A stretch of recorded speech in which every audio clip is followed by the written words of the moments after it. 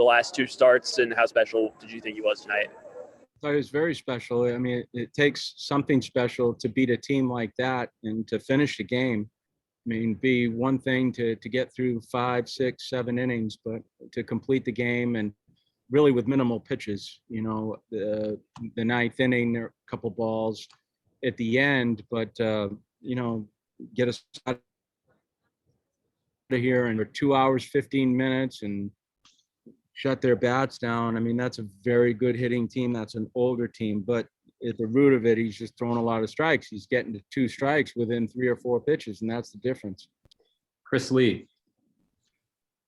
Yeah, Tim, I thought that Kumar varied the speed of his fastball at times. I thought used his changeup, not a lot, but at some spots in the middle innings. What did you think about his ability to change speeds and how important that was to him tonight? Well, I think it was fastball command, number one. Then he worked off of that, Chris. I think the slider, the cutter were good pitches for him. I thought the cutter to the right-handed hitters were good pitches for him. Ran away off their bat. It just getting those quick outs, Chris, more than anything, especially early in the game. But getting a 1-2 and 0-2 and just pounding the zone is the key. I mean, if any young pitcher is watching that, then the thing that should stick out the most is not arm strength, but just strikes. It's just getting to the plate as quickly as you can. And when you do, in a tough position. Chris Keenhold. Coach, you've been somewhat vocal this week about the crowd being involved, being energetic, increasing the crowd size a little bit. Can you talk about what it meant to the team to have Clark Lee's troops there, kind of dictating the crowd level and getting that energy really going for the team tonight? It means a great deal. I mean, we're kind of transitioning into a new, I guess, a new month where you can start to see now what this place can be like when there's people here. But yeah, that football group, I mean, they were up the minute the game started, from first pitch to last pitch, and never sat down. It was very impressive. We're very thankful for it. Very thankful for a lot of people too that were here and were boisterous. I mean, it's important. It's college baseball. It's the reason it's so much fun. I mean, it's the energy, it's the emotions, and the kids feel it. They certainly feel it, and that's why they came to Vanderbilt, to play in situations like that. Alyssa. Yeah, Coach, it seemed the first 3 innings that Mac Leod kind of had your guys a little bit off balance, but that 4th inning was completely different. What did you see from your guys that changed things so much in that inning?